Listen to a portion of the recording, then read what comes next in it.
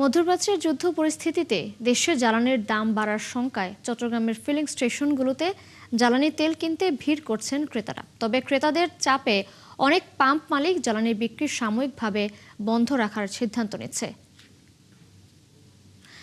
দর্শক, এ বিষয়ে আরও জানাতে আমাদের সাথে যুক্ত হচ্ছেন আমাদের সহকর্মী রাজীব বড়ুয়া। রাজীব, পাম্পগুলোতে ক্রেতাদের ভিড় কেমন দেখতে পাচ্ছেন এবং এ বিষয়ে পাম্প মালিক ও ক্রেতারা কি বলছেন?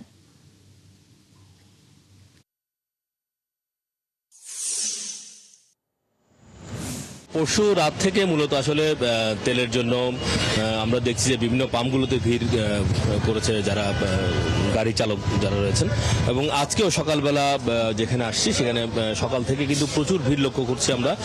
বিশেষ করে মোটরসাইকেল এবং প্রাইভেট কার তারা মূলত তেল নিতে এসছেন। পরে আমরা এখন যেই পেট্রোল পাম্পটিতে আছি এটি কালকে সারা রাত তারা তেল দিয়েছে, ফলে আজকে সকালে কিন্তু তারা একটু দেরি করেই আসলে পাম্প খুলেছে।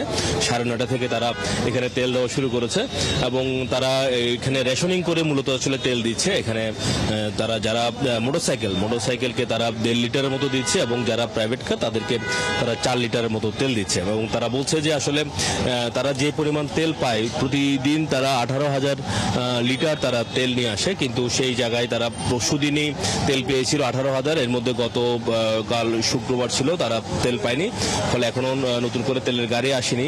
ফলে এখন যে তেলটা আছে এই কারণেই তাদের যারা রেশনিং করে আসলে তেলটা দিতে হচ্ছে, এবং এখানে তারা যে পরিমাণ তেল এখনো তাদের কাছে মজুদ আছে সেটা দিয়ে হয়তো আর 2-3 ঘন্টা চলবে যদি নতুন করে তারা তেলের যে তারা দিয়েছিল মেঘনা থেকে সে তেল যদি আসলে তারা না পায়, ফলে সে তাদের চাহিদা মতো তেল না পেলে পরে আসলে এখানে যে তেলের যে সংকট সেটি আসলে কাটবে না। আমরা একটু যারা তেল নিচ্ছেন তাদের সাথে একটু কথা বলতে চাই। কি পরিমাণ তেল আপনাদেরকে এখানে দিচ্ছে?